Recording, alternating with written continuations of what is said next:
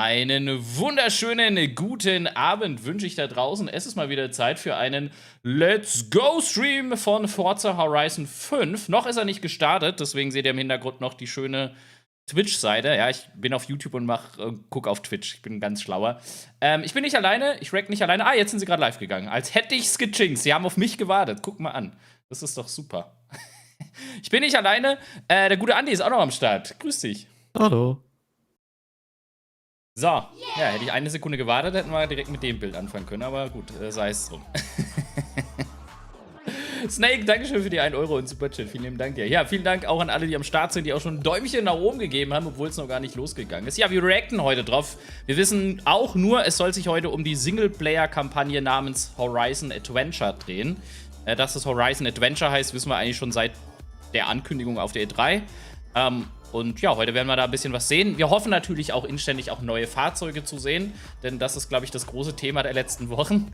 Da hat Andi und ich sich auch gerade noch ein bisschen drüber unterhalten. Und ja, schauen wir doch mal, was uns erwartet. Das ist, okay, das können wir muten. Das ist noch vom letzten Mal. Ja, wie geht's euch denn so, Leute? Was geht? Habt ihr Bock? Seid ihr heiß? Ich glaube schon.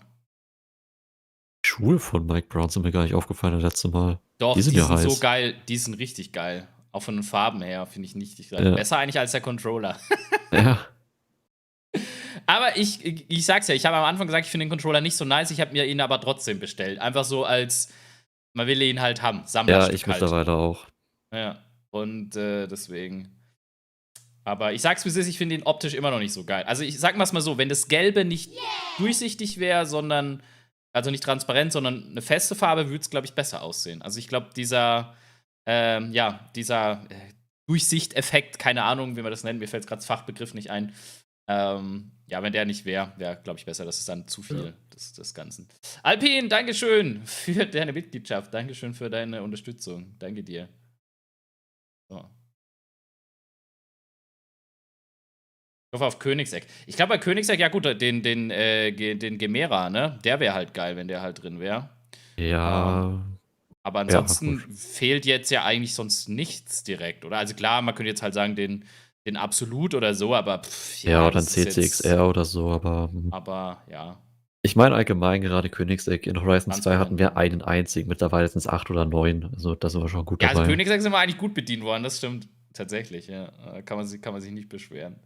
So, ich gucke gerade kurz mal, ob die Streamqualität passt. Ja, Quelle. Gut, mehr als Quelle kann man nicht haben. Ja. So, ich bin gespannt. Also, wie gesagt, es geht hauptsächlich heute um die Karriere. Alles Weitere müssen wir halt mal gucken, was kommt. Ich denke mal, der Stream wird wieder knapp 30 Minuten gehen. Das wird jetzt nicht so lange sein. Aber wenn das prall gefüllt mit Infos ist, ist es natürlich geil. Ja. Fährt er gerade? Nee, ich fahre nicht gerade. Es wäre schön, wenn ich mal auch nur 1 Meter fahren könnte in Horizon 5, aber nee.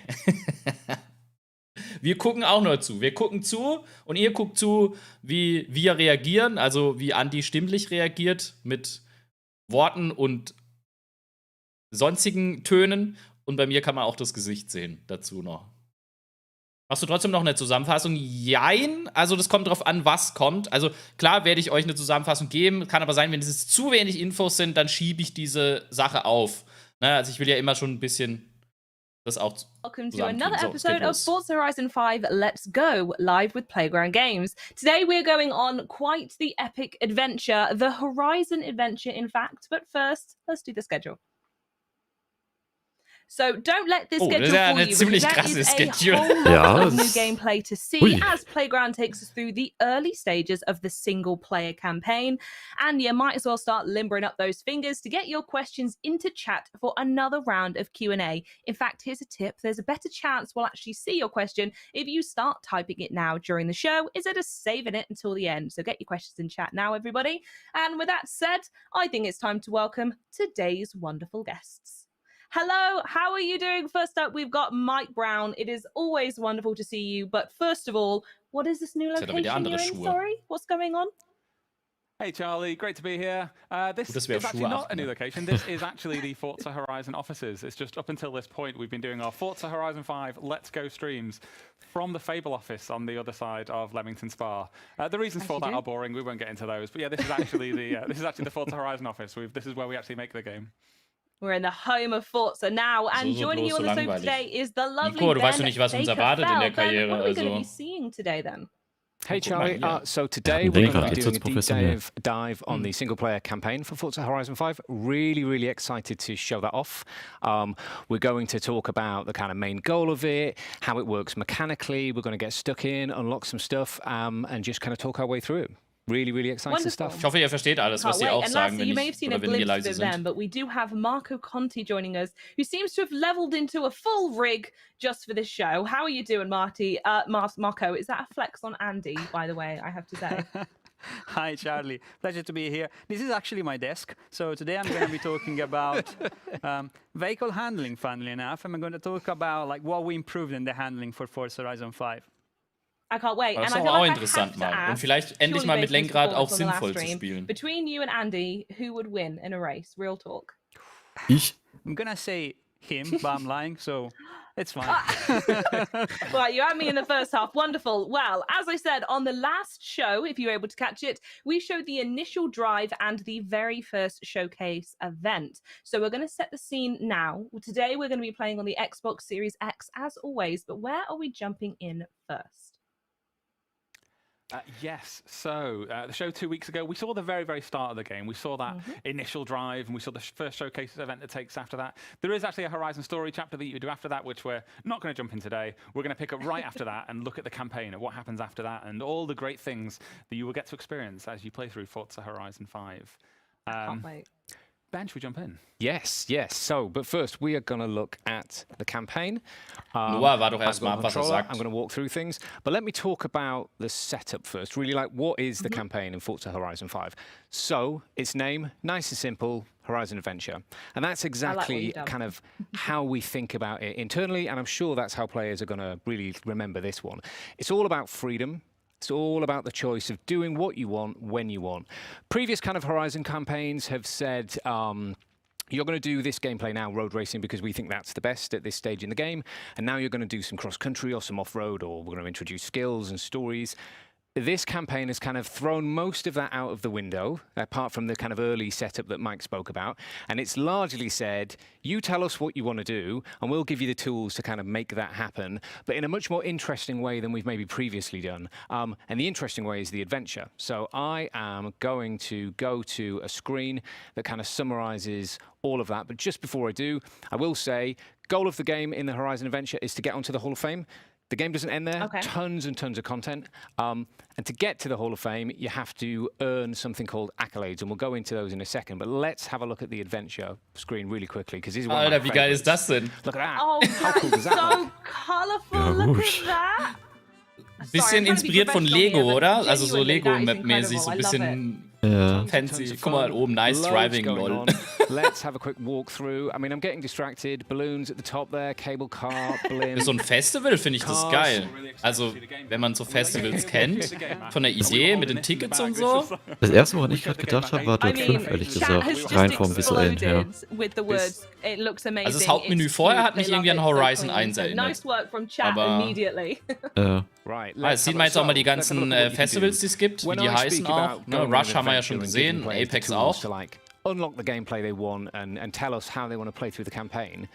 This is exactly what I'm talking about here. We've got Horizon Baja, that's the home of cross-country racing. You unlock this, you unlock the cross-country racing. You'll unlock a ton of other gameplay opportunities as well. Not immediately with that, you'll have to kind of expand that outpost when you do. Das ist die Karriere, I'll show Leute. you a good example. We've already built Horizon Festival Mexico. I mean, technically it was built when we arrived. We're not the architects of that. But let's have a look at the gameplay that's available there. So, we've arrived at the festival site. We now have a nice tick for Welcome to Mexico. You've already seen, and we took part in that amazing showcase on A Wing and a Prayer. Also quasi wie so Dinger, die du abhaken darfst. So. And we can unlock a story called Vocho, which is finding and restoring a legendary car. desperately Wie so ein Sticker-Ding, weißt du? So Panini-Sticker-Ding, wo du dann halt die Dinger dann so füllen kannst und am Ende kannst du sagen, hey, guck mal, ich habe alles voll. Also ich finde die Ideen cool und auch so, also bis jetzt fällt's mir. We call a new chapter. So earning enough accolades unlocks a new chapter, and I can choose to kind of spend my new chapter. Like my new chapter is going to be Voce or it's going to be Goliath. And the great thing about this is, as we talk about this Horizon adventure, it's that every player really will have a pretty unique path through this game. And when you're talking to other people, they'll be like, oh, so which festival site did you open first? And you might say you've opened up the Apex Festival and you've gone and got stuck into road racing, and that will shape the way your game. Das ist halt echt so, du hast halt komplette Freiheit, wie du es durchgehst. Also kein Let's Play wird dem anderen am Anfang gleichen, wahrscheinlich. Ich feiere gerade diese leise, stereotypische mexikanische Musik im Hintergrund, ehrlich gesagt. Ist so. Der erste Tanz ist eine extra Dings, ist auch interessant, ne? Rush. Yeah, and not just based on kind of choice of I really like road racing or I like dirt racing, but there's different ways that people like to play games as well. Some people, they'll want to open Horizon Apex, and then because they're kind of a completionist, they'll be like, well, I'm doing all of the content there before I move on. Whereas some other people they'll open Apex, then they'll open Wilds, then they'll open Baja, then they'll open Rush. It's kind of giving people the freedom, and we deliver it with this awesomely cute, adorable map. So I think we're going to go on an adventure, and I think we're going to open a new outpost, right? That's the plan. That's the plan, but we're not there yet. We have to get some accolades first. Yes. Right? You mentioned accolades. Gucken wir doch mal. What are accolades, Ben? I don't know. I'm sure Charlie Apex, das ist wahrscheinlich auch das Erste, was ich machen werde. Einfach die Road Racing. Like, I hope you know what they are. Yeah. Ich sehe nicht bei dem Dirt-Rennen. Hands up, I do know what accolades are. So, as you can see at the top of the screen there, it tells us how many we need to earn for our next chapter. So we're going to go into the accolades menu, and we are going to see tons of categories, and really importantly, thousands of accolades. Caveat here, we're not asking the players, and we don't expect players to complete every single accolade in the game. What we are saying is, whatever you like to do, there'll be a good collection of accolades for you. It might be that you like to do a bunch of racing, and you like to do some PR stunts and some skills as well. It might be that you like to do just kind of online stuff. Das ist halt quasi wie heißt diese Star Cards funktioniert. Ja, also da hat es ja auch diese ne, Creative-Sachen, Online-Sachen machen, dann kriegst du Sachen dafür. So, weißt du, was ich meine? Dass das so ein bisschen damit reingeworfen wird. Aber ich glaube wirklich mit Horizon Live kombiniert mit den Zielen, die du hattest, mit den Stufen.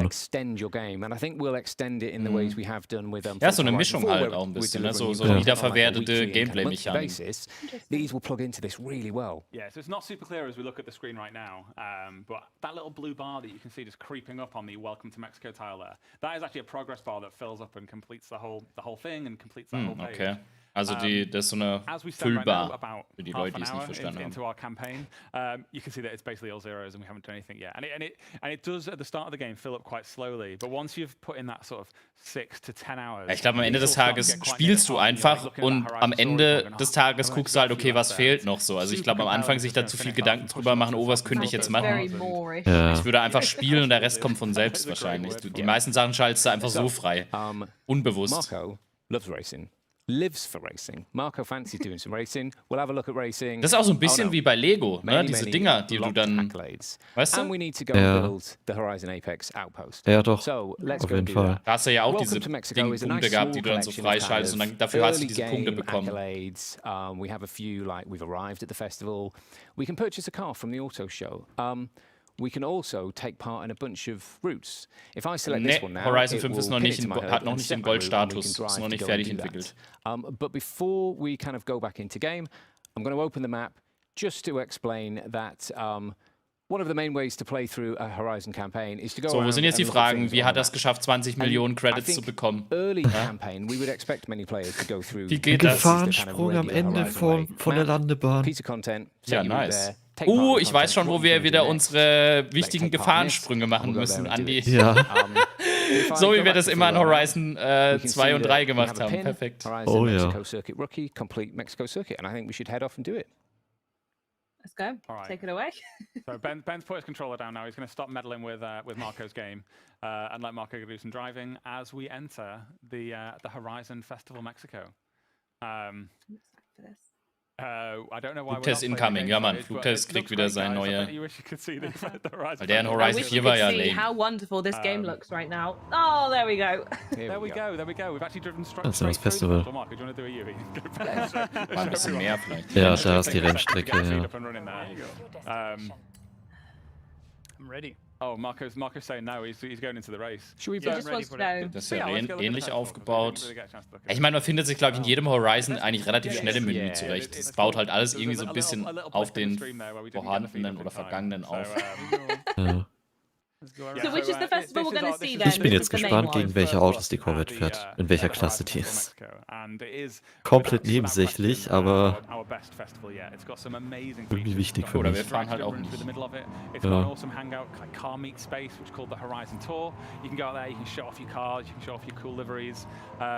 Hang out with the people and group up and go and do some racing. It's also built into an abandoned racing circuit. So all Ich glaube, die Landebahn ist ein bisschen länger als eine Viertelmeile. Ich könnte mich täuschen. Ja, das ist sie auf jeden Fall. Also das war eigentlich ja abzusehen, oder? Also. To breathe fresh life into it. And now, Marco, I'll let you do it now, Marco. If you want to go drive over to the start location for the Horizon Festival circuit. You are released. I'm gonna get across the field. Yeah, that's the only way. Der ist dagegen, aber okay. Corvette in its natural habitat there, going across absolutely fine. the embankment. It's a bit bumpy. There you go. Arrive there. All right, and here is our target. This is where we're going to go and get accolades. So Da waren sie doch gerade, oder nicht? Bin ich jetzt blöd? Yes. Ja. So this, I think, is going to become probably people's Sie wollten die favorite Landebahn wahrscheinlich test track. This is zeigen. where you're going to come to check out your brand new tunes, check out all your new cars, really put them through their paces for at least, I would say, about half of the cars in the game. All of the cars that are focused on road racing, street racing, asphalt surfaces, you're going to bring them here to kind of really put them through their paces.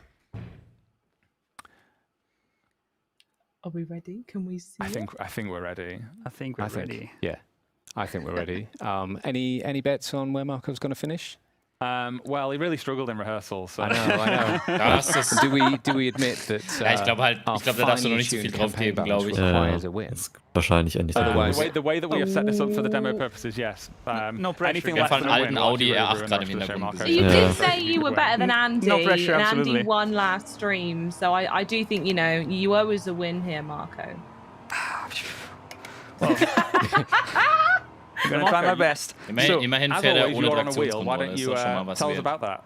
Yeah. So, I think what we really did this time is actually investing and improving the wheel experience. And what we did is actually improving the handling and focusing on the FORZA code implementation to actually capture more details and create a whole new experience when you're driving with the wheel. And you can tell right now, I literally lost the back end, and the wheel told me immediately, and I could catch the car quite easily. By the way, I'm on simulation steering and traction control off, so just to make it a little bit tougher. And here we are. I can definitely feel everything that this car is doing. I feel connected with the road. I feel every single detail on the ground. And if I put a wheel on the off-road a little bit, oh, there you go. It feels immediately diverse. And that diversity is different across all cars, across all tires.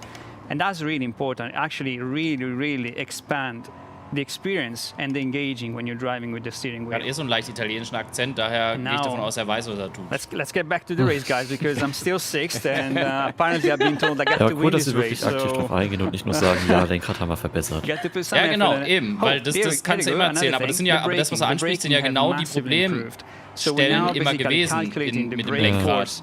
Based on how big the discs are, how many pots there are on the brake disc system. If it's a disc, if a ceramic disc, is a cast iron, is a drum disc. Auch wie er fährt, das And sieht we sehr also kontrolliert improve a aus. lot So, the way the ABS system works all up. So modern ABS now, rather than completely cut off the brake when a lockup is detected, actually mitigate and like ease off the brake so you can still preserve some brake pressure and reduce the brakes distance. But these guys are really giving me a challenge. And giving you a I go, really need to close the gap. So now I need to Jetzt wäre noch focus, geil, wenn guys, sie die because the skyline Lenkradanimation ahead halt of auch me innen drin mal anpassen is würden. definitely using some. Aber gut, man hat ja immerhin some diese turbos. Ansicht, die er gerade nutzt. Ja. Also, ihr könnt euch schon mal drauf aufstellen, wenn das wirklich so geil ist, wie das jetzt gerade aussieht und klingt, dann wird es auf jeden Fall ein paar Special-Folgen mit Lenkrad geben. Das verspreche ich euch schon mal. Weil in den vergangenen Teilen war das halt echt immer nur meh. would be keen for you to change it. Obviously, I want you to thrive the best way you thrive, but do you have a preference for this camera over wheel over others? I do, actually. I do prefer to drive from this camera. I think you have a better indication of what the car is doing. But, you know, I follow many YouTubers. I'm sure they're following us right now. Bye. And yeah, I really actually, I'm impressed how, guys, you drive from follow cam. And yeah, touché. Phil schon ruhig vom Kanal schmeißen gleich. I much prefer driving from this camera, to be honest. These or the hood camera is actually another good option for driving with the wheel. You have you feel more connected with the car is doing. Perfect. So you mentioned that you've improved the brake system. I have to ask, as someone who is sort of, I mean, when I play Forza, I'm very much on the Lenkrad, aber ich finde es irgendwie komisch, du sitzt am Lenkrad und siehst das Auto von hinten. So what improvement have you made to Controller ist was anderes, aber... Well, that actually is a very, very big topic. I think higher level, we improved both the suspension and the tires. For the suspension, we actually went to town and improved a lot about the preload spring force, but not only the progressiveness of the damper and the progressiveness of the bump stop as well. We actually have hydraulic bump stop and everything that actually goes in really, really low amount of detail for what concern the suspension for off-roading and rally as well. Another big improvement we've done to the off-road as a whole is actually we're now simulating the interaction between the tires and all the different surfaces on the ground. That actually massively changed the way tires feel when you're off-road, depending on if you're on slick or if you're on rally tires or if you are on normal radial tires or bias ply. Every single tire's got a different reaction with the ground, and you can definitely feel that through the pad, but now with the wheel as well. Perfect, I love it. And talking of reactions, we did wurde ja schon im Horizon 4 besser so what does that mean, guys, in the studios? Are we able to progress? Also, wenn sie da nochmal mehr den Schritt gegangen sind. Cheat while they weren't showing the game there, but that's okay. That's okay. Sorry, guys. I just wanted to call out. We are, however, now Mika, all good, and we're in a position where we can start our adventure. Perfect, okay. So, I think we have a feeling where we want to go. There was a lot of talk about kritisch, was hat es denn mit Motorsport zu tun? Das ist Forza Horizon, Horizon Festival. Hier geht es um Spaß, Musik, freie Welt. Das hat mit Motorsport gar nichts zu tun. Wenn du Motorsport spielen willst, musst du eine Simulation spielen oder Forza Motorsport. So here we go. This soll immer noch ein bisschen wissen, wo man sich bewegt. Is a Tullum expedition, weather a storm on the road to Tullum. So we're going to start this, and we're going to have an expedition become available to us, which we are going to take part in with a little bit of a surprise twist, ideally. But what is an expedition? It's a really nice combination of kind of story and showcase-driven cinematic gameplay where you'll learn about the environment around you, you'll learn new things about Mexico, and kind of Ramiro will lead you towards the perfect destination for this Christian, da ist noch nichts dazu bekannt, aber man könnte davon ausgehen. Back into World. Oh, cheap gladiator. All right, so we'll leave Marco behind the wheel there. So Marco's on his way now. Marco's got to drive about 4 miles to go to the start of the expedition. It's going to take time. That's fine. I got tons of things I want to ask before we get there. So one thing I do want to know is, you know, it's a campaign. So you sort of have to ask aber the es wurde jetzt halt nochmals überarbeitet, nochmal extremer. Den Unterschied zwischen Horizon 3 und 4. Obviously, I'm incredibly skilled, so I might be really, really quick. But what on average are we looking at? So, because there are so many accolades, and you can do them in parallel and earning accolades, as we kind of said, they control the speed of your experience. Das ist so ein Schwachsinn, was du da erzählst. Aber ich gehe da jetzt auch gar nicht näher drauf ein, du weißt selber, was für ein Blödsinn du da schreibst. It's going to be somewhere between the 10 and the 20-hour mark for most players.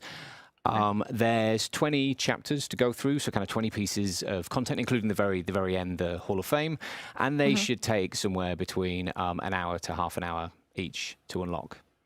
Interesting. Okay, and I want to go back to the accolades very quickly as well. I think it's worth calling out. There was so many in there, and I just want to be clear. Do you have to complete all of those to make it into the Hall of Fame, or is that more of a completionist style play?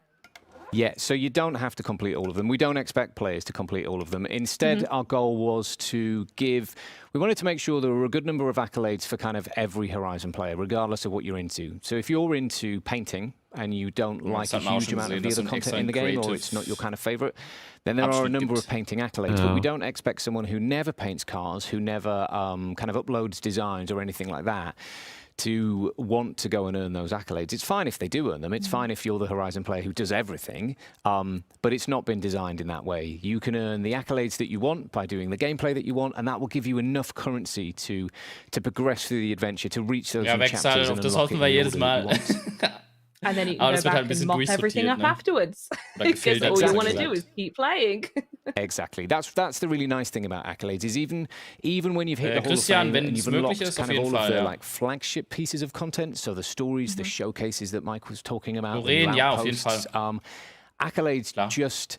They make your job of looking at what's left in the game and deciding what should you do next really, really easy, because you might see a whole bunch of content and think, oh, I want to play some, but I don't know what to do. And then you look at accolades and it says, win all of this kind of piece of content over here. And you're like 90% of the way through. And that's like a really easy decision at that point. Lovely. And I have to ask as well, going back to the exhibitions as well, what was the thought process behind sort of making those? Obviously, in the last one in fall, we had showcases and remixes and stuff like that. But this is obviously a natural step up from that. So what was it like working on the exhibitions? That is an interesting question. It stemmed from Mexico, didn't it? It was when we Accolades kannst du so sehen wie Experience Points, when you go and freischaltest, wenn du so willst. When you go look at the tourist board website for Mexico, they really sell this idea of going on an adventure and going and like living your next adventure in Mexico. Sammeln musstest, beim Festival aufzusteigen. Es ist halt einfach eine Einheit so. Also was da steht, ist prinzipiell egal. Also da jetzt Experience steht oder Fans oder Follower oder wie auch immer. Das ist have people live out those adventures as they venture out into those different parts of Mexico. So yeah, there's a little bit of showcase in there. There's a little bit of Horizon story in there, but they are really their own brand new thing. And they are one of the most exciting bits of gameplay we've ever had. What's more fun about it as well is that, as with everything in the Horizon campaign, wir fassen gleich am Ende noch mal ein bisschen alles zusammen, weil ich kann nicht die ganze Zeit zuhören und übersetzen gleichzeitig. Für die, die es nicht ganz so gut verstehen. Any game developers watching this right now will realize that attempting to do co-op online gameplay months before ship in development servers is high risk. But here we go, Ben. I've invited you to a convoy if you want to join along. Marco's already in. I'm ready. Yeah. I'm keen for this chat. You'd better be kind. I should be along any second. Here we go. There we go. We're doing it. All right, so that'll take a few seconds to spin up the server. But yeah, all content in the game is playable in co-op, all the campaign content at least. And unlike in Horizon 4, where getting into co-op with your buddies had some hurdles that you had to overcome in order to get there. We've really tried to make it so that you can play online, you can get into those online sessions as early in the game as possible. So you complete the initial drive that was on last stream, you complete that first showcase, also and Spiel kaufen, one Horizon story chapter you have to do after that, and then you're connected, you're playing online, you can team with your friends. It takes about, I guess that's about 25 minutes. Autos ist heute kein Thema. Also wenn wir neue Autos sehen, dann geil, aber das ist nicht angekündigt. You can team with your buddies and take on the aber ich bin da völlig bei euch. Ich würde auch gerne ein paar neue Autos sehen. As we are about to do right now. Yeah, about to Nein, do Mexico City ist nicht dabei. Work wir haben perfectly in our rehearsal. You will manifest it. It's going to be great. Do you know? I think it's worth mentioning. Like previous Horizon games, the co-op is drop in, drop out, and it doesn't have kind of any effect on the campaign in terms of you don't have to worry about shared progress or anything like that. You can play with other players, you can drop out, do some solo stuff, and all your accolades and all your progress and all of that just kind of ticks along nicely. Here we go. Oh God. Away we go. Away we go. Yes. Now we're all going to have to pay close attention now, and there's. Yeah, I'm listening. I think for the most part, we're probably going to have to. Okay, da bin ich jetzt auch mal gespannt. Das haben wir jetzt auch noch nie gesehen. Also in einen Sturm fahren. Also nicht in einen Sandsturm, sondern in einen Tropensturm. Oh ja, es blitzt. Blitz. Das freut anderes mich. Kleines Detail, die Foto-Challenge ist wohl von Anfang an dabei diesmal. Ja, stimmt. Gutes Auge. Was sehr schön ist. Weil solche Sachen, finde ich, sind immer halt, wenn ich so spät reinkomme, ist es irgendwie so doof. Du hast schon alles gemacht und dann. Oh. Aber so hast du halt von Anfang an immer ein bisschen mehr zu machen. Genau. That storm over there looks so es wirkt halt so ein bisschen, was das angeht, schon komplett irgendwie an Features. Ja. So, während Horizon 4 nach und nach Features hinzubekommen hat, hat Horizon 5 schon irgendwie von Anfang an alles gefühlt mit dabei. Jetzt fehlen halt noch die Autos. Ja, dann müssen sie das jetzt halt nachschieben. Das sieht wahnsinnig gut aus, finde ich. Ja, ist krass. Ich hab richtig Das ist jetzt nur das, was wir aus dem Stream sehen. Also überleg mal, echt sieht es natürlich nochmal knackiger aus, ne? Ich meine, solche Sachen finde ich jetzt im Koop, also cool, dass sie es anbieten, aber müsste man jetzt nicht, ne? Finde ich. Im Koop spielen. Aber ja, ist ja eine Option. Du kannst dadurch halt im Prinzip wirklich alles mit deinen Freunden zusammen machen. Genau, das ist schon eine feine Sache. Das auf jeden Fall. Die Möglichkeit einfach anzubieten ist geil. Ist ja wie damals bei Halo. Halo konntest du auch alleine oder gemeinsam spielen, auch wenn es von der Story eigentlich keinen Sinn gemacht hat, aber hey. Ja. Oh, no.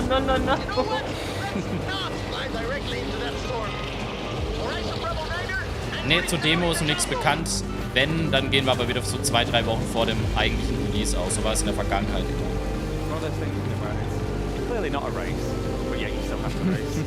Yo, yeah, absolutely. I saw that, Mark. Kommen schon die Ausreden. Das ist ja kein Rennen.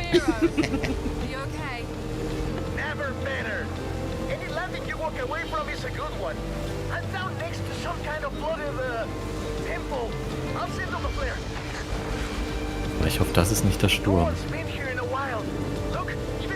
Ja, die sind ja noch nicht wirklich drin, oder? Also, es wird ja jetzt immer mehr reden. Also, so schlechter die Streamqualität wird, desto mehr sind wir am Sturm. Ja.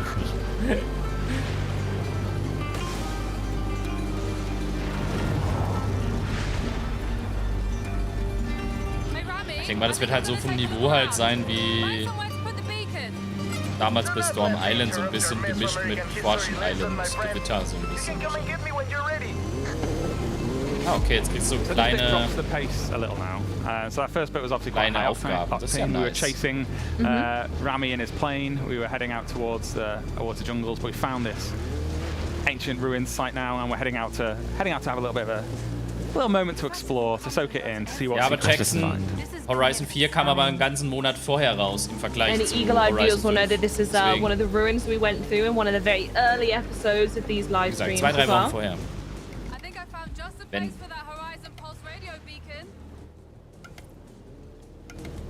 Yeah, so I really like the change of pace in this. It's one of my favourite things about expeditions. These exploration zones, I think they're just really nice to really soak in the atmosphere.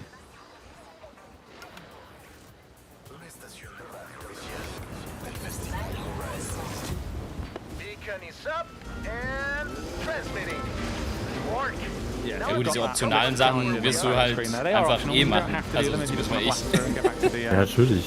Wer weiß, ob man das nochmal machen kann. Ja, ich denke, dass du schon alles nochmal spielen kannst, irgendwie so. Found the photo point, guys. If you want to come over and we'll all pose. Oh, I want to join in. I mean, this is actually 6-player co-op, Charlie. So if you were in the building, yeah, we could have done it. Oh, 6 Spieler. War das vorher als schon so? Nee, das war 4. 4 immer, okay. Also haben sie jetzt auf die halbe Kolonne quasi. Want me to go through photo mode to take it? Ja, weiter. Lined up nicely. Oh, no, Marco's. Weil die Kolonne ist ja weiterhin nur 12. He's doing his own thing. It's not that easy. All right. Here we go. Let's get this lined up nicely. Want to remember the stream. Look at that. Oh. That's a great shot. Das Menü sieht halt eins so aus wie ein Horizon 4. Into that screen right now. That is very much from a dev build and not a thing that you should read too much into. Okay. Er hat meine Gedanken gelesen. Ja. Right, let's... Ja, das muss man immer sagen. Das ist noch nicht die finale Spielversion. Deswegen we need to get to the top of the central ruin. Kann sich immer noch ein bisschen was ändern.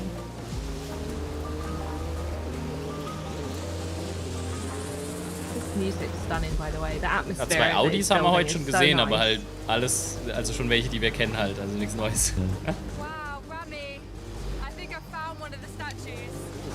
Das wäre es jetzt. Alle neuen Autos, die sie bis jetzt gezeigt haben, sind auch alle neuen Autos, die es gibt. Ja, das wäre ein bisschen enttäuschend. Das wäre sehr hart enttäuschend, ja. I did. And then shiny things, Mike. Shiny things in the corner by eye. You can't not go for shiny. Aber eigentlich ist es ja schon auf der Map angezeigt, wo das Zeug ist. Also so eine große Suche ist es ja jetzt nicht. Aber ich glaube, das war am Anfang nicht. Ich glaube, die werden erst angezeigt, wenn du dran vorbeifährst. Ah, okay. Oh, very nice. Over the pair of you. Stream hängt. Okay. Bei mir eigentlich nicht.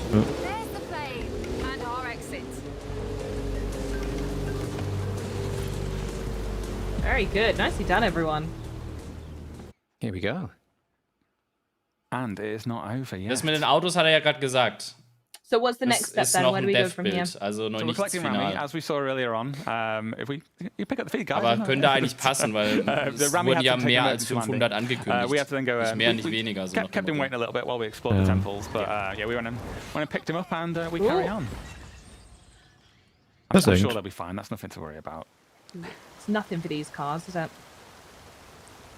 So we accidentally fell through that hole. We've landed in this little like cave, this little cenote. Yeah. It's gorgeous in here, full of atmosphere. I'm just going to have a little look around before. I should probably catch you two up there now. Yeah, because this not a race is absolutely a race. Ja, so langsam wird's Sturm, ne? So langsam wird die Qualität schlecht im Stream. Ja, aber das sieht doch wirklich mal nach Sturm aus. Ich hatte ein bisschen Angst zwischenzeitlich, dass das so leichter Regen wird, ne? Ja gut, sie haben ja angekündigt, es sollen Palmen durch die Gegend fliegen. Ja. Also das erwarte ich jetzt dann auch, ne? Weil die sind jetzt an der Ostküste in der Gegend. Also von dem her kommen wir gleich zu der Palmengegend. Oh my goodness me.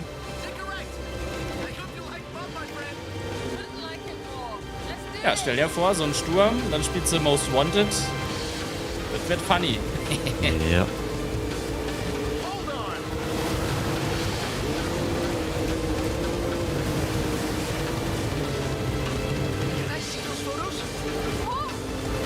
Ich sitze gerade im Dauergrinsen, weil ich so Bock habe, da zu spielen. Ja, also das habe ich richtig, also der Downer, okay, das ist geskriptet. Vergessen wir das, dass wir das gesehen haben, das war schon bei Fortune Island nur geskriptet. Einmal ist ein Blitz eingeschlagen, sonst nie. Nee, so von Bock aufs Spiel haben ist halt immens riesig. Der Downer ist halt, wie gesagt, kahl ist es so ein bisschen. Aber, ja. Erstmal uns davon jetzt nicht komplett den Spaß nehmen. Ich meine, ich habe allein dadurch ein bisschen Hoffnung, dass sie gesagt haben, sie haben viele alte Modelle überarbeitet. Dann hast du da vielleicht ein bisschen mehr nochmal Anreiz, die nochmal auszufahren. Genau. Und halt auch neue Bodykits für bestehende Modelle und so. Ja. So, dass da halt auch wirklich was passiert ist. Wie zum Beispiel 918 vielleicht mit Weißach-Paket endlich mal. Das wäre längst überfällig.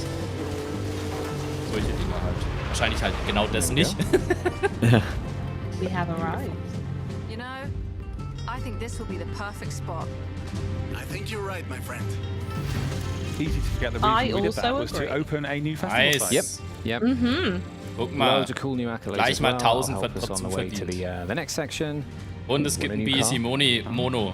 Geil, BC Mono ist wieder dabei. Mehr brauchen wir nicht.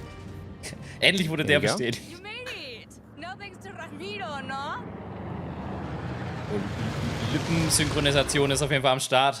Ja. Plane. I love the plane. That was incredible. That was so. I see what you mean about it being like a step up from the showcase, isn't it? Just being so much more than that. Samov, das kann am Stream, yeah, das and kann. I think the great thing about also kann man glaube ich noch nicht so einschätzen. They are all completely different from one another. Noch nicht so viel each time you sat on one, we're not going to spoil any of them right now, but each time you sat on one, it's like you really have no idea what to expect. They're full of surprises, full of just absolute wow moments. We are, I think, going to try and keep the lid on them from now on, and so that people can experience them for themselves when they get the game in November. Sounds good. Got that first one to sort of whet our appetite. So is Marco up to something now then? Are we seeing anything else? Yeah, I think we are now. So the reason we did that expedition was to build Horizon Apex. The reason we want to build Horizon Apex is we want to unlock a whole load of new road racing events and lead towards all of the kind of stories, showcases, finales that Horizon Apex comes with. So we've previously had a look at accolades in the road racing category. Why don't should we head back there and have a look at what's been unlocked, or should we go through the map? Because the two kind of ways you can play the campaign, really. I think Ja, Super 7 ist zurück, das finde ich gerade irritierend. I know of a really nice circuit up Weil ich on dachte, the East Coast that I think we should go and Geht quasi raus durch. So I think you've got control marker. I do. I was Vielleicht ist es einfach nur eine Subkategorie, weißt du? Ja, I will wirklich. set a route there and let Marco drive us along the way. All right. Dass du halt mit Perfect. dem I've also got Dings, more questions to ask for Marco about this wheel as well. Specifically, you know, you say that that's your desk, that you live in it. I feel like you're the expert to answer this question, but has the wheel experience and force feedback been improved? Yes, yes. Nee, die sind ja weitergefahren an den Strand. Und da haben sie gesagt, das ist der perfekte Spot. Also, wäre ja komisch, wenn sie dann wieder das hinten bauen. Also, looking at all the micro details that we were missing in terms of calculation of force feedback, and now we definitely like improved a lot in terms of what you feel through your hands. For example, now I'm driving on the asphalt right here, and while the surface actually feels a little bit bumpy, you can also feel some bumpiness coming through the wheel as well. Alex, nee. Ich finde, man muss sie auch erstmal gefahren haben, um da einen Namen zu geben. On the tire that gets transferred into the steering rack. That is actually really cool. It actually makes you feel connected with the road. But not only. The force distributed on the wheel, we're calculating all the alignment torque, so I can definitely feel what the car is doing, if I'm having understeer, oversteer. Everything, it feels so natural and intuitive and engaging to drive with the wheel now. Amazing. I love it. I mean, we also, you're probably the guy to answer this question. We also recently unveiled the Mercedes AMG and its multiple driving modes. So I want to know what they do to the car and if you can share a bit more insight into that. So the driving mode is really complex, but basically what we've done is actually mimicking everything that's happening on the real car. So when you change in the mode, you can basically switch from proper downforce, biting grip, with the correct front aero balance on the car to a more relaxed cruising experience into the driving mode that you can switch to. That happens actually on the exact same time and sequence that the real car does. So we really went to town in terms of like capturing every single detail that the car in a real life do in terms of drive mode. It changes the experience, it changes the feeling, it changes the actual physics of the car, and you can really transform when you're driving it. Amazing. And I'm going to ask again, because I think I've noticed in chat some people have turned up a little bit late. How dare you guys, by the way? We've been going for 40 minutes. I wondered if you could just let people know who have just joined chat how you have actually improved and overhauled the brake system. Yes, so... Whilst also trying to win this race. Simple job, I'm sure. I know. Really grilling you, aren't I? Speaking of brakes.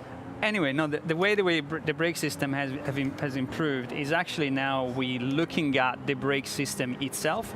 As I said before, we have now like a more data-driven calculation for the brake system as a separate entity. It's like its own entity rather than calculating the grip as a result of the grip of the car, if you see what I mean. So as a consequence of that, and I think our fan will actually love it, now when you go and upgrade your weak brake car, you see a much bigger jump with the upgrades, which is cool. You can really transform, you know, a bit meh car in terms of braking to a phenomenal racing car performance braking now. And that's all thanks about the new brake system.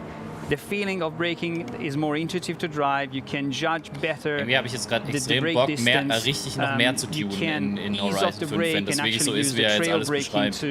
Let the car rotate a little bit more in towards the corner.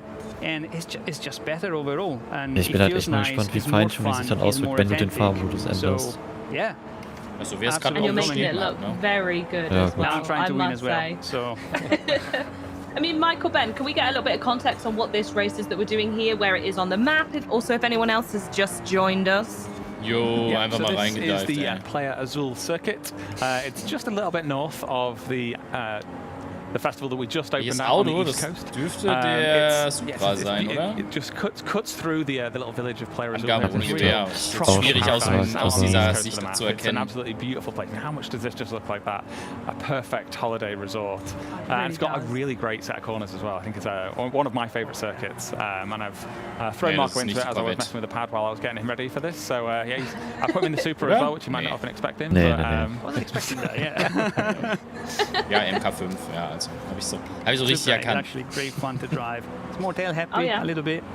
Most traction control off, so everything makes a little bit more engaging. Dann habe ich ja noch nicht alles verlernt. And then I can add to that.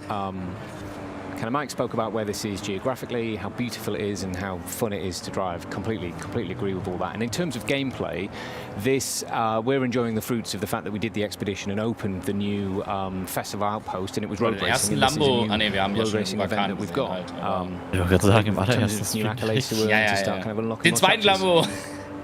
Stehen wir sehen. I think that's the thing I'm the most excited about. I mean, as someone who is very much trying to get to the finish line of Forza Horizon 4 at the moment, which, by the way, guys, happy to report, I only have 82 minutes left in the whole game, and the drift ones are nearly done. I'm getting there. Also beide the idea of actually having a whole new map, but also with the addition of these accolades, it feels like I'm going to get this game delivered to me on November 9th, or earlier if you get the premium add-on bundle. And there's just so much for me to dive in and sort of access. I can take it at my own pace and do what I want on any given day. Is that right? Deren Cover. Yeah, I think that's a really good summary of it. If Mike doesn't mind me using a term he uses with me quite a bit when we're talking about the game kind of behind the scenes, snackable is the term we use, and that is really a very good way to describe the kind of campaign. It's really snackable. You can drop in, you can do a tiny piece of gameplay, which is like we're kind of showing here, one race, get a couple of accolades from that, maybe more if you've done some bonus ist halt auch nicht so gewöhnt wie wir beim Fahren zu reden, dabei etwas zu erklären noch. Ja, das und er fährt aber, ja, jetzt haben wir es ganz kurz gesehen, er fährt halt auch mit Lenkrad, wie gesagt, und das war in den vergangenen Teilen, auch wenn es manche mir nie geglaubt haben, halt echt meh. Also, ich spreche da aus Erfahrung, weil genug Spiele Simulation mit Lenkrad gefahren haben. Das, was er jetzt angesprochen hat an Änderung, klingt halt genau nach dem, was halt hätte angepasst werden sollen. Wenn das so ist, dann geil. Dann macht es mit Lenkrad auch wirklich Sinn jetzt.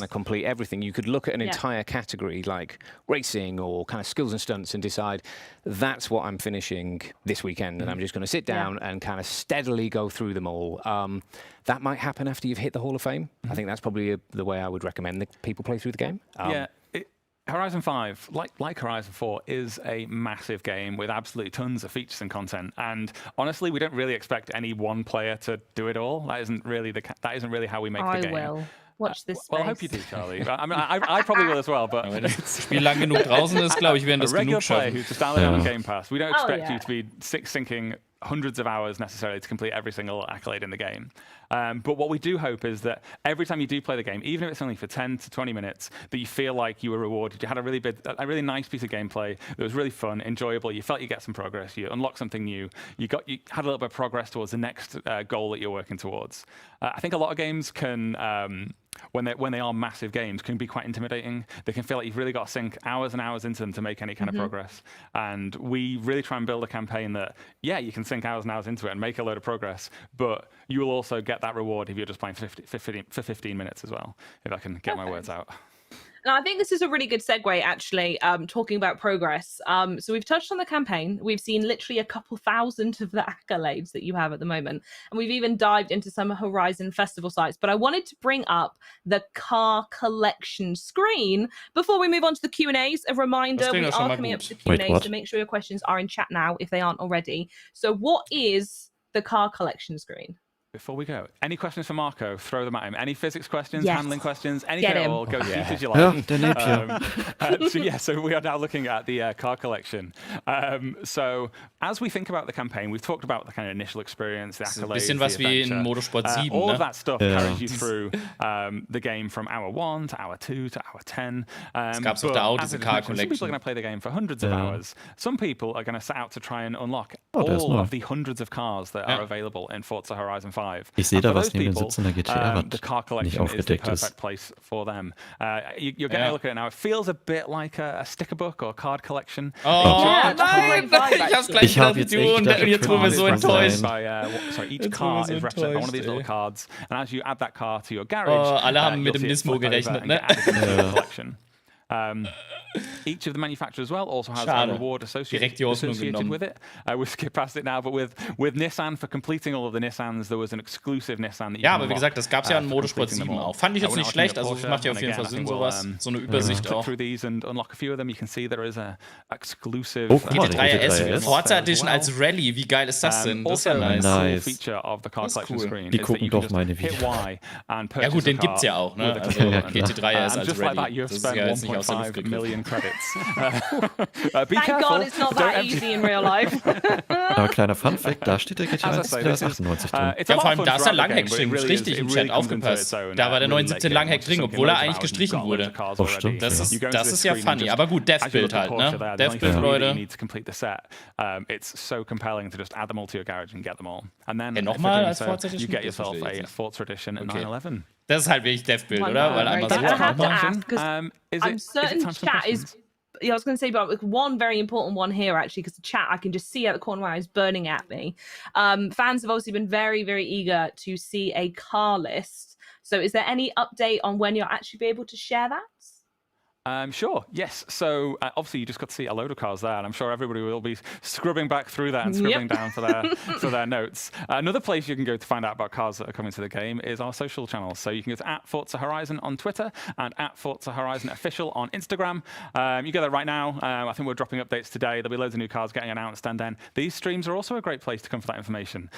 So yes, check our socials, check out these streams. That's where you'll find out all the latest information on the cars that are coming to the game. But it is my understanding that a lot of cars are about to be announced over on those social channels. So check those well, there you go, today. everyone. Perfect. Right. So now is for arguably my favorite part of the stream, because the questions you guys are asked are significantly better than mine. Let's be honest. Up first, we're going to take the questions from chat that you've been sending over today. And the first one comes from Smolko High. It says, hey, can you tell us if clothing items will still be in wheel spins? That is a great question, Smolko High. So the answer is... Sorry if I'm butchering that. Oh. So the answer to the question, the short answer is yes. The longer answer is yes, but you will now be able to purchase all common and rare clothing items with credits. So there is effectively a clothing shop where you can go and buy some beautiful clothes to dress your character, and then some of the rarer ones you'll have to get through Wheelspin or Festival Playlist or other such activities. Perfect. Cool. So the next question from chat comes from the Cockney Charmer, who says, what has been your favorite car to drive on your favorite road so far in Forza Horizon 5? And this goes to the room. Any of you can answer this one. I think we should let Marco lead on this one. Yeah, I was just going to say. I think the circuit is actually phenomenal, and you can really bring like any car especially road car, I think is really, really good, especially when you get into driving S1 and S2 class car. Ich meine, jetzt really fun. Hand aufs Herz, die Kleidung hast du sowieso nach 10 Stunden aus dem Wheelspins rausgezogen, alle. Oder jetzt kannst du ja alle wegkaufen, in dem Fall. Ja, also das Wonderful, very good. ist jetzt Next nichts question from Negatives, finde chat ich. comes from Elite Sergio, who says, is Abraham, in brackets, voice actor, working on the Spanish version of the game too? What a great question. Yes, he is. So Abraham Vega is...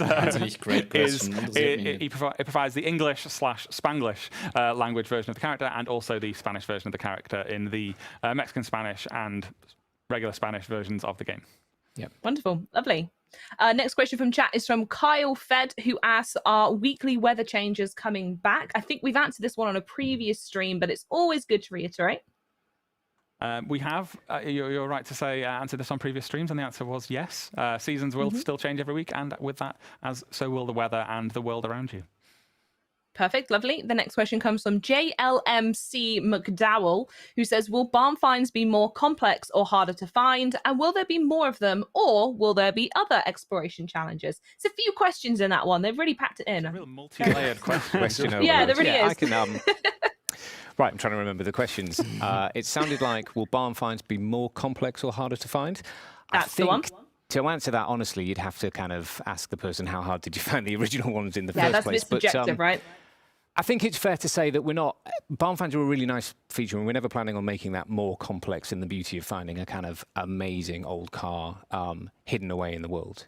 I would say a slight twist on it this time is that a few of them unlock in different ways. So one of them you unlock as part of a Horizon story. If you're paying close attention, you'll have noticed during that expedition, as it was Ben who we were following at the time, as he took that jump off the top of the temple, he had such a view over the jungle that he was able to spot a barn, and that gets added to his map. So when we finish that expedition, you can then go back and find that one. And there's a couple of others that have... I guess, interesting discovery criteria, to give it a really bland and dev-sounding term. Which is a really, That's a really interesting way to talk about it, because I guess I didn't factor in the fact that actually getting the kind of barn-found rumour to spawn is part of the difficulty. So yeah, in some ways, more complex. Yeah, more fun and more interesting overall.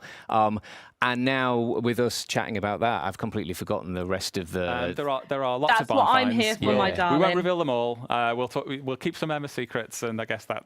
I don't know what other questions you asked, but yeah, that's... I think that's good. I think we've got a good answer there. Come back to another stream if you want us to answer the second half of that question, my dear. The next question does come from Even One, who says, how close can you make the game feel like a sim, or do you consider it to still drive as an arcade/simcade-like game? Sorry if you've answered this together already. Yes, that's for me. It is for you. Shall I? Do you want to direct me to that screen you wanted to show people? Yeah. Is it in there? Yeah, no, Oh, you can. Can I pick that? Yeah, go on. If we can bring up the feed again, Marco has some steering wheel nerd stuff to show people. Yeah. So actually, once you've It's a nice intro. This is the way I was driving. So yeah, ABS is still on, but the steering is simulation. Actually, simulation for me on the steering, it feels much nicer, and yeah, you feel more attached. You feel less, you feel more responsive from the car, and you're more in control with the car. Traction control off just because it's more fun, and shifting manual just because, don't really have a shifter right here for now. But let's go through the new slider that we've added so you can actually customize the way the force feedback and the steering wheel works. So we've added down at the bottom. Let's go save. Continue. Settings. I think, there you go. Now I'm in with the steering. There you go. So, as we're turning, we always have the force feedback scale, the center spring scale, the damper scale. Ja, das ganze Zeug halt hasn't für changed at all. Lenkradfahrer but we now changed the way the mechanical nicht. trail. So this one actually allows you to tune up or down the suspension component of the force feedback, so you can feel more at the back end or the front end. It depends what you like. It depends what you're doing. If you're drifting, just go up. And then we actually added the minimum force. Now, the minimum force basically enhances a little bit the lateral force from the tires, so you feel a lot more, especially in the center point of the steering wheel. Then we have the load sensitivity, so you can tune up or down the maximum lateral force that gets sent to the force feedback, so you feel more force when you're at the peak of the grip. Ultimately, the road feel actually is split into two parts. Is the road feel for when you're on an asphalt, and off-road feel for wherever you are off-road, so you can really go down and tune every single aspect of the driving experience on the steering wheel. Blimey, that's very intense. I hope that answered your question, Even One. I think I was blooming brilliant. And the last question from chat that we will share before we dive into the Dear Forza ones, and I can't believe I'm going to say this name on stream, but here we go, everyone. Big Chungus wants to know, how many players are on one online server? That is a really complicated question, because we've not talked about this so much, actually, but we have completely overhauled the way the Horizon Life servers work. So whereas in Forza Horizon 4, you would connect to a server with up to 71 other players to make 72 in total, it's a bit different now. You actually connect to everyone at the same time. And I didn't rehearse a good answer for describing how this fairly complicated system works.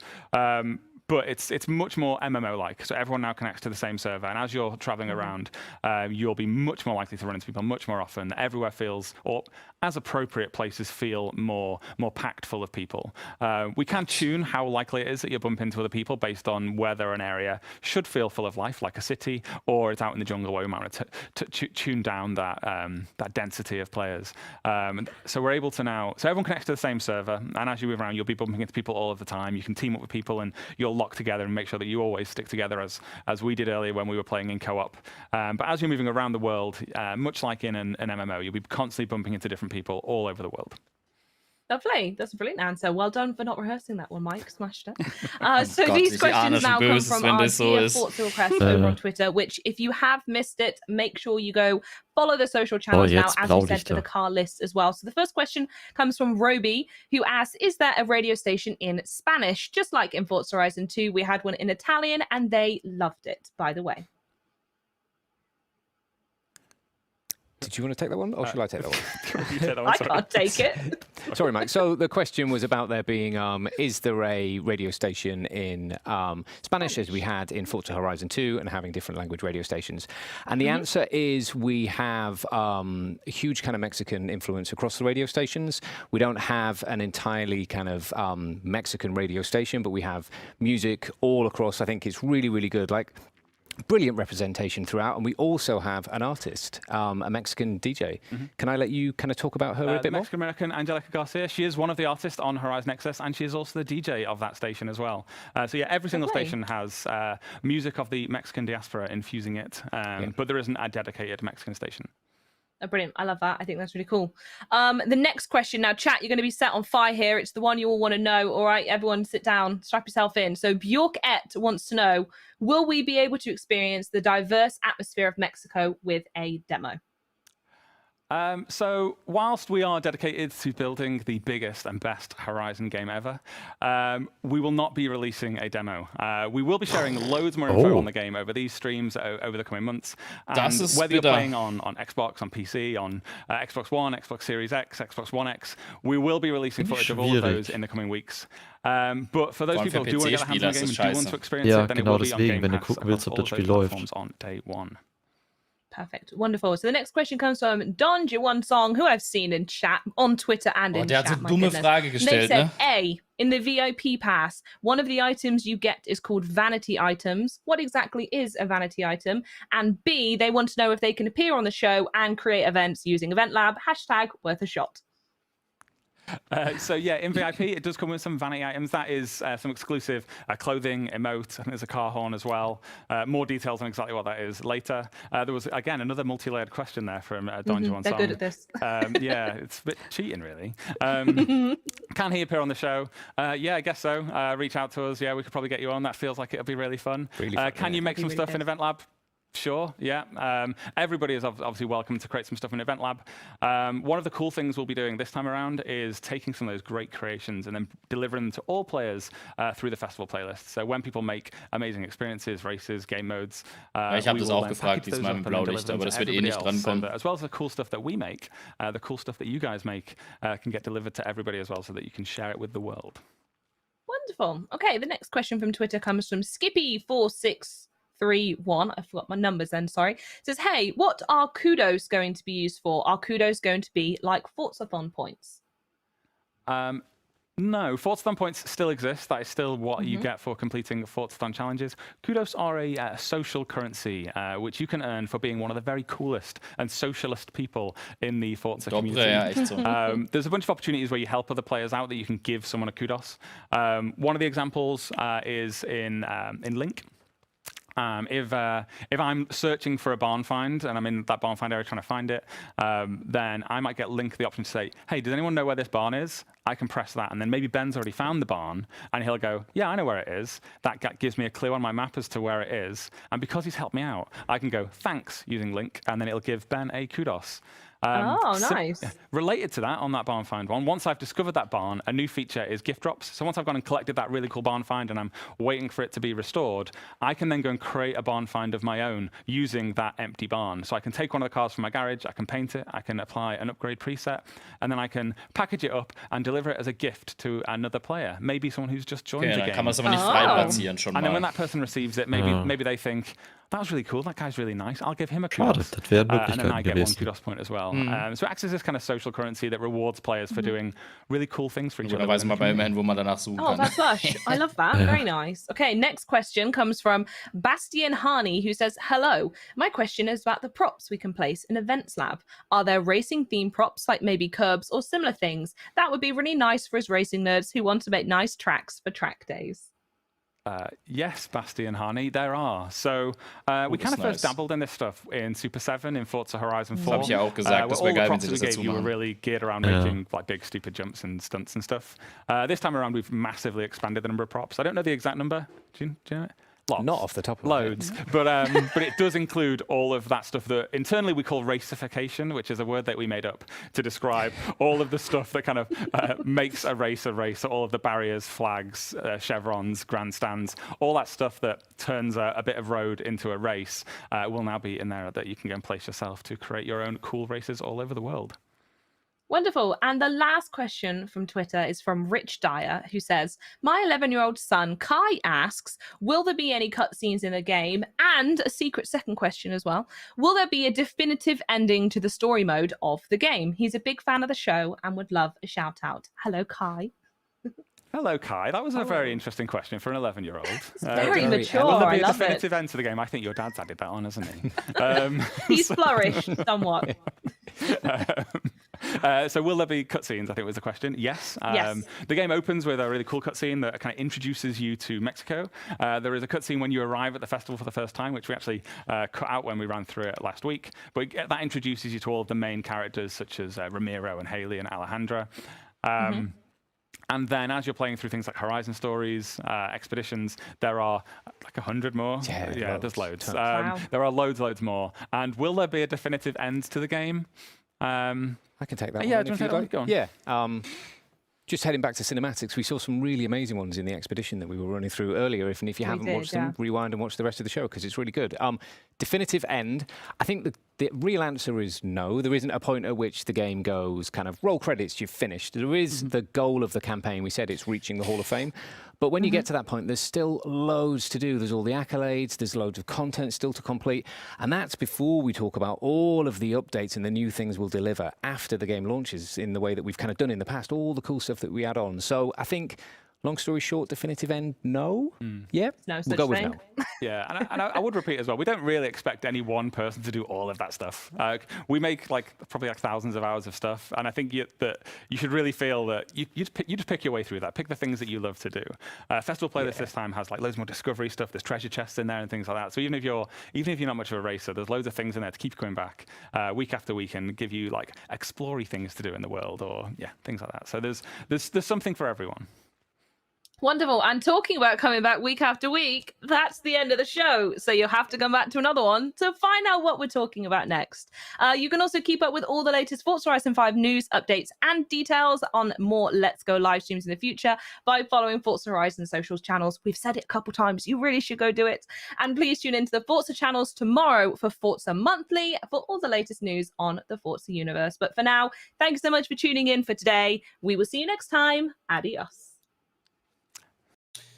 Okay, damit sind wir jetzt durch. Jetzt können wir auch mal ein bisschen noch zusammenfassen, ganz kurz, weil das jetzt, während die gelabert haben, nicht so einfach war. Komisch, dass sie jetzt gar nicht gesagt haben, was nächstes Mal dran kommt. Ja, sie haben nichts gesagt, was nächstes Mal dran kommt. Müssen wir mal abwarten. Ich denke mal, K-Liste, das können wir schon mal sagen, das wird einfach jetzt weiterhin so gemacht werden. Vielleicht kommt jetzt mehr auf einmal, das kann möglich sein. Ja, sie meinten, oder es wird einfach so weiterhin gemacht. Sie meinten ja, dass heute einiges kommen soll dahingehend. Ja, eben, da müssen wir mal gucken, ob jetzt die nächsten Minuten, Stunden noch was kommt.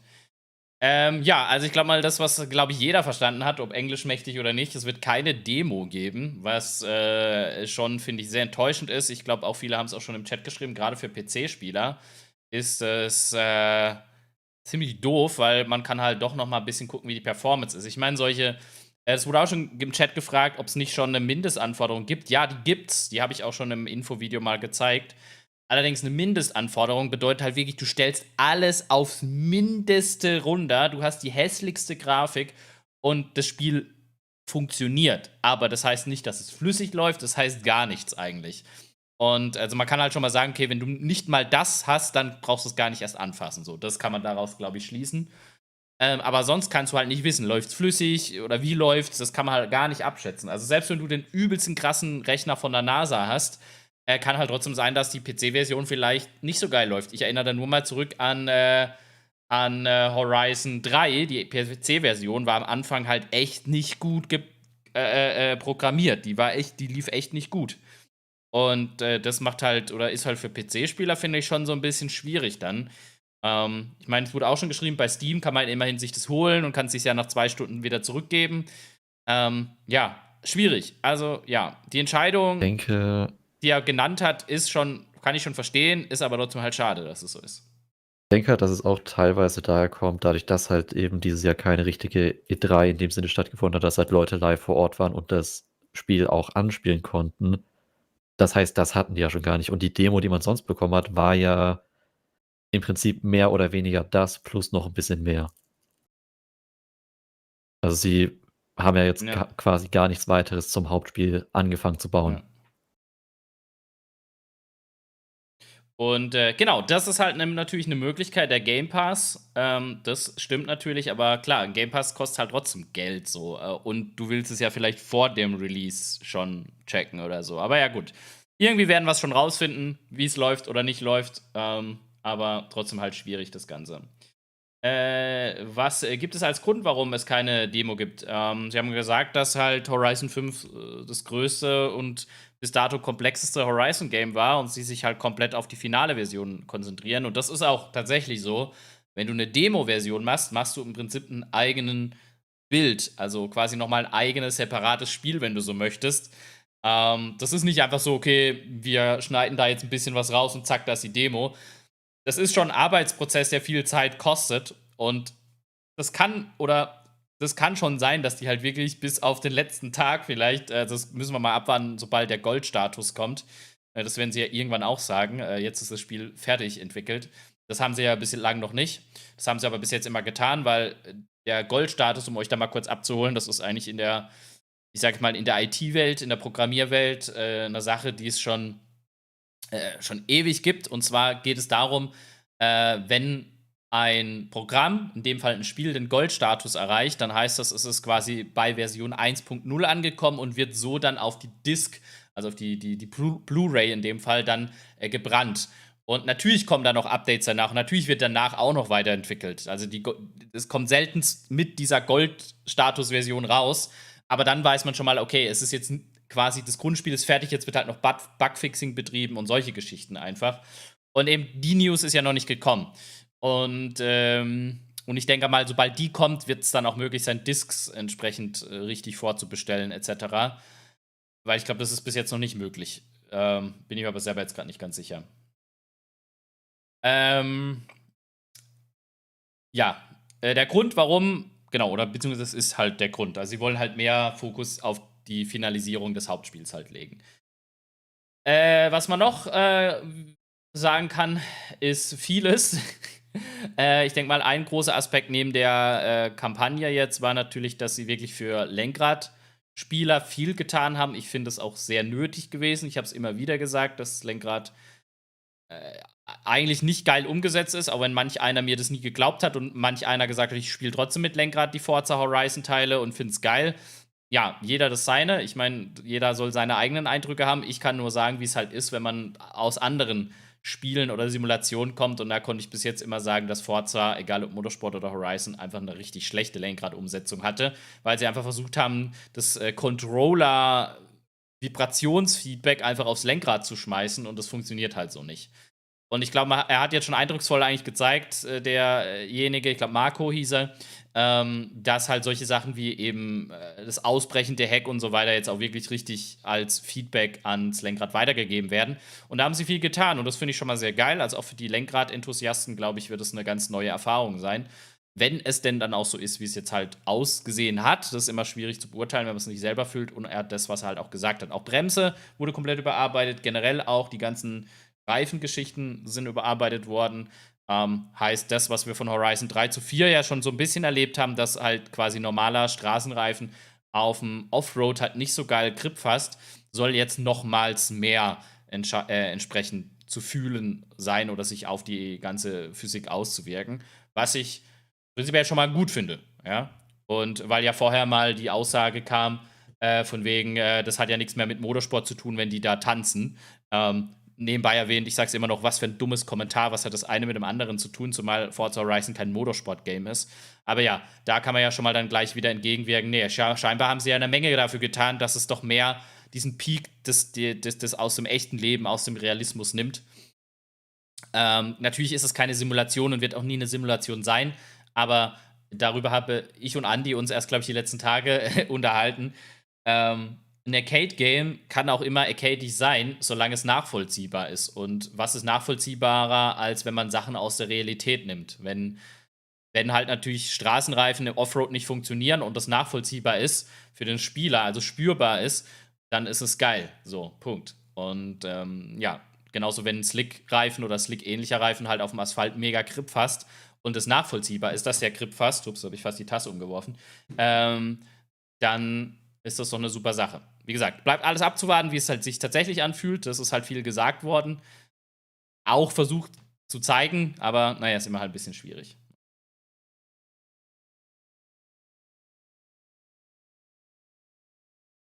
Warum gibt es eigentlich keinen vollen Lenkeinschlag wie in Real Life? Tatsächlich ist das ziemlich komplex, einen vollen Lenkeinschlag zu simulieren im Spiel. Wenn du mal ein bisschen in die Zeit zurückgehst, sehr viele Rennsimulationen haben das sehr lange nicht gehabt. Gutes Beispiel ist zum Beispiel Race Room. Race Room, ich weiß nicht, ob sie es mittlerweile haben, aber Race Room hat zum Beispiel auch keine Übergreifen gehabt. Ich glaube, also Corsair war eins der ersten Rennsimulationen, die tatsächlich eine Übergreifanimation hatten. Selbst iRacing hatte das nicht. Oder hat es, glaube ich, sogar immer noch nicht. Selbst die haben quasi eine beschränkte Animation. Das heißt, du musst die Hände quasi deaktivieren, damit das Lenkrad voll rumschlägt. Aber wie gesagt, es gibt ja die Dashcam, also ich glaube mal, da hat man ja dann den Workaround, dass man das ja wegschalten kann irgendwo. Ja. So. Werden die neuen K-Listen auch so schlecht? Ja, das bleibt abzuwarten. Und schlecht ist halt auch immer dann, wie gesagt, ein bisschen relativ. Aber ja, ich verstehe schon, was du meinst. Ich würde mal davon ausgehen, ohne jetzt was zu wissen, dass wir jetzt keine Bombe irgendwie erwarten können. Also jetzt, dass da jetzt auf einmal alles geil wird und jetzt es schlecht war. Also ich glaube, das wird in dem Stil irgendwo bleiben. Also ich denke halt, es kann potenziell sein, dass halt noch so 1, 2 Autos kommen, wo man denkt, boah, nett. Aber so die Übergranaten, denke ich, werden nicht angekündigt. Aber wir werden es ja sehen. Wir werden euch auf jeden Fall auf dem Laufenden halten. Ich weiß nicht, gibt es sonst noch was zu sagen oder gibt es im Chat Fragen, wo ihr jetzt nicht so ganz das verstanden habt, was sie gesagt haben? Ich meine, wir können im schlimmsten Fall ja auch nochmal in den Stream reindiven und nochmal die entsprechenden Stellen auch nochmal raussuchen. Oder Andi, hast du irgendwie was, was du sagen würdest, oh, das hat mich heute jetzt doch, fand ich schon ganz geil und interessant. Also geflasht hat mich der GT3 RS FORZA Edition. Ja, das ist aber auf jeden Fall. Nee, ich denke, also heute war es halt auch wieder so ein bisschen wie vor 2 Wochen zur Gamescom. Es war halt sehr viel, was du halt siehst einfach. Es war sehr viel Gameplay, finde ich. Mhm. Das kann man halt recht schlecht zusammenfassen in dem Sinne.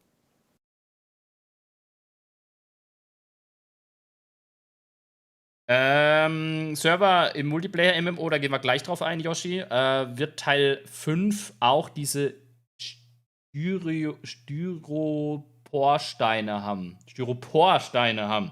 So, jetzt.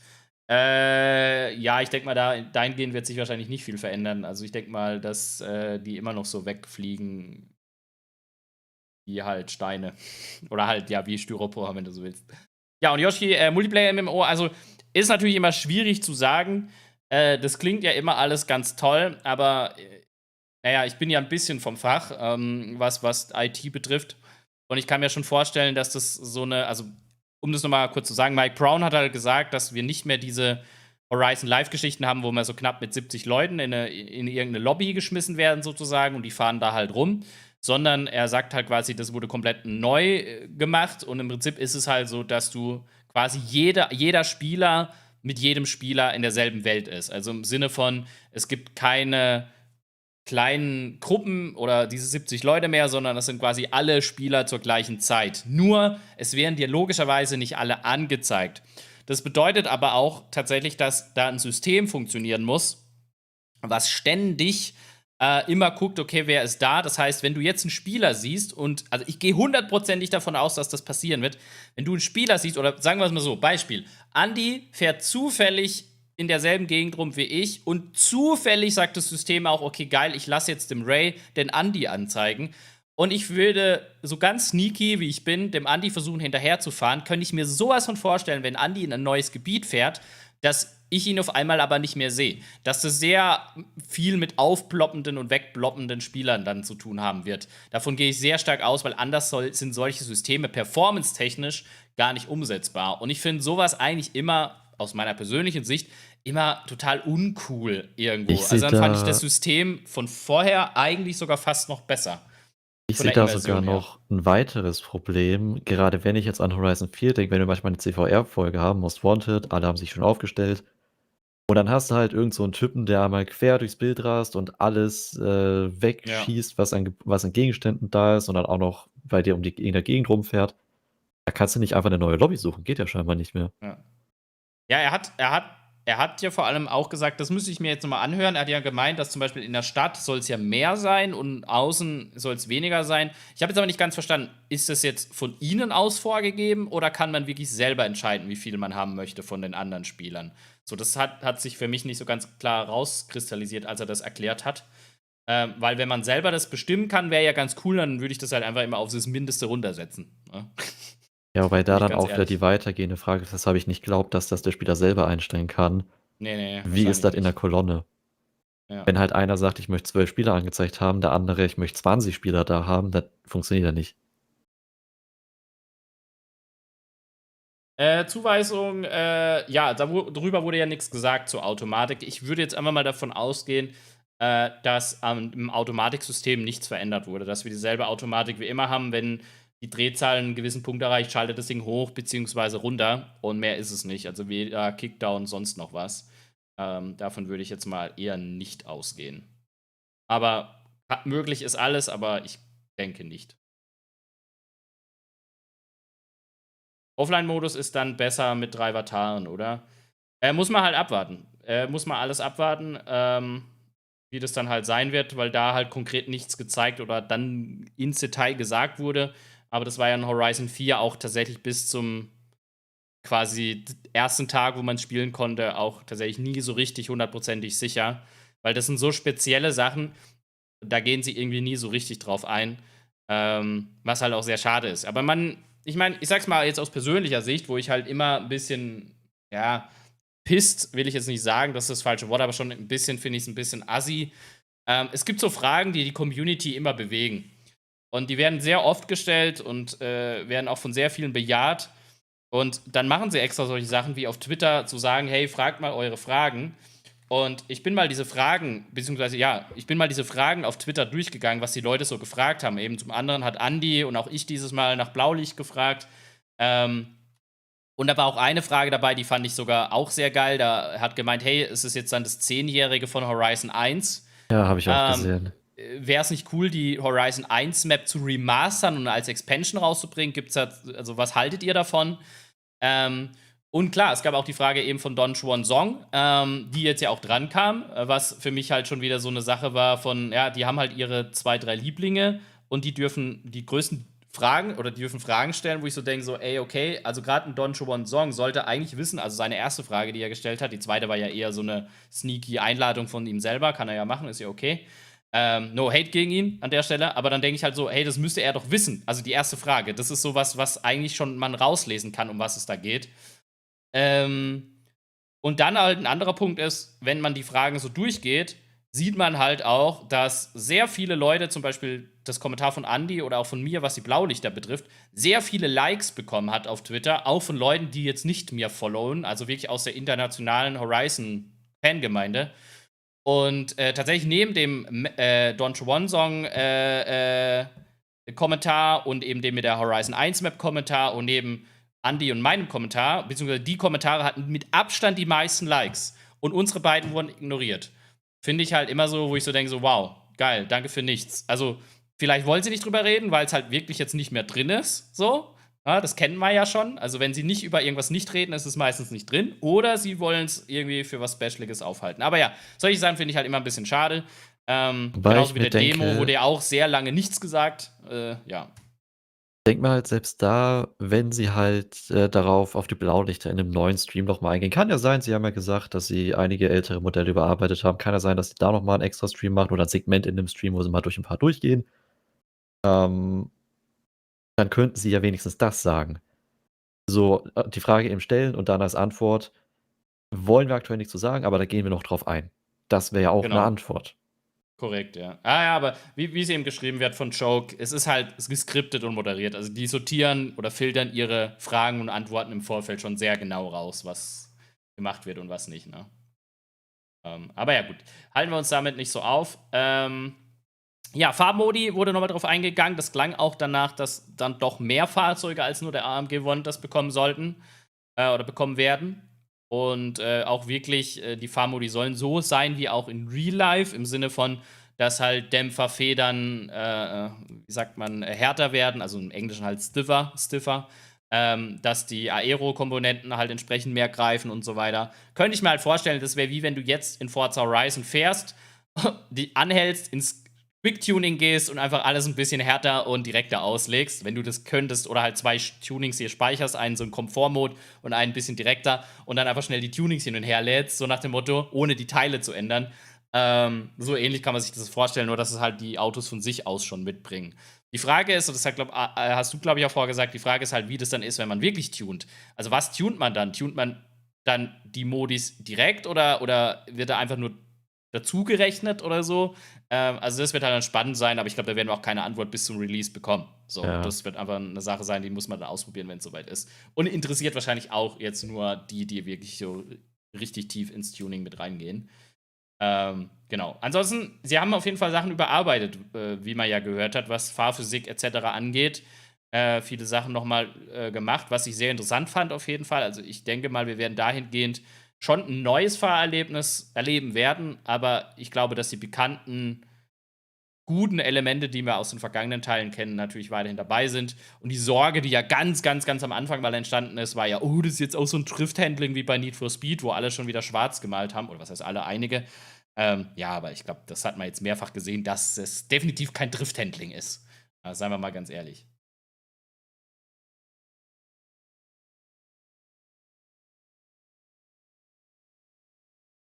Was haben die nochmal zum Release-Day gesagt? Ja, Release-Day hat sich weiterhin nichts geändert. Das wissen wir seit der Ankündigung. 9. November kommt es raus für Premium-Vorbesteller. Dann mit durch Early Access schon am 5.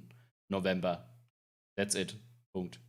Und für alle Game Pass-Besitzer können auch ab dem 11. November 9. November loslegen, Entschuldigung. Und wenn ihr dieses Premium-Add-on, gibt es ja nochmal so ein extra Premium-Add-on für Game Pass-Besitzer, dann könnt ihr auch schon ab dem 5. trotz mit Game Pass loslegen.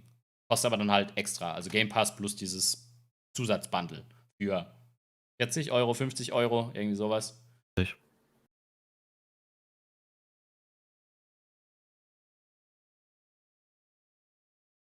C-Show finde ich aber auch ein gutes System tatsächlich in Forza. Weil warum sollst du bei hohen Geschwindigkeiten mehr lenken? Das ist sowas, was Leute machen, die zum ersten Mal mit Lenkrad fahren in einer Simulation und sich dann fragen, warum die Vorderreifen komplett abschmerzen und er gar nicht mehr um die Kurve kommt. Also von dem her finde ich das okay, dass sie so ein System haben. Es funktioniert ja auch über viele Forza-Teile hinweg schon.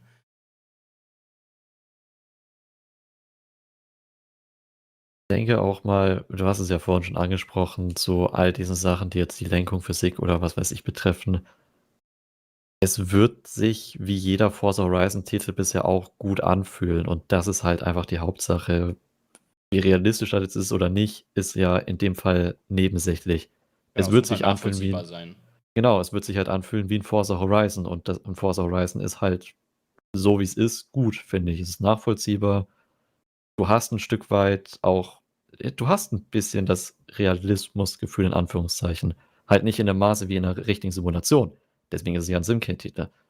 Aber ich finde, man sollte sich da nicht zu viele Gedanken drum machen, weil am Ende wird es sich einfach gut anfühlen. Das denke ich auch. Pavel, muss man mal gucken, ne? Also, wenn ich das Spiel erst zum Release bekomme, wird sehr schwierig mit einem Release-Stream. Aber schauen wir einfach mal. Also, was wir schon mal de facto haben, wir werden auf jeden Fall keinen Demo-Stream oder Demo-Let's Play irgendwie sowas machen, wie wir das in den vergangenen Teilen immer gemacht haben, was sehr schade ist. Auf das hätte ich mich nämlich ein bisschen gefreut. Aber ja, wir wissen die Bestätigung, ich wiederhole es nochmal, wir werden keine Demo zu Horizon 5 bekommen. Das ist die News, die wir heute, also das ist eigentlich für mich die Schlagzeile, die ich heute mitnehme, ehrlich gesagt. Auch wenn es eine Negativschlagzeile ist. Ja, Bremsen wurden überarbeitet, gerade halt auch, was Upgrade-Teile betrifft. Ne? Der gemeint vom absoluten nicht geilen Fahrzeug kann man halt wirklich so richtig krass zum Rennwagen bremstechnisch umbauen.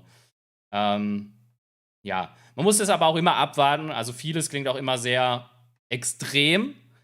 Und am Ende ist es halt viel PR-Geschwurbel und es wirkt sich dann doch nur in Nuancen aus. Also, wir können jetzt auch noch wiedergeben, was die sagen und halt immer noch dazu sagen, hey, okay, müssen wir aber trotzdem erstmal aber selber erfahren und erspielen, ob das wirklich so ist.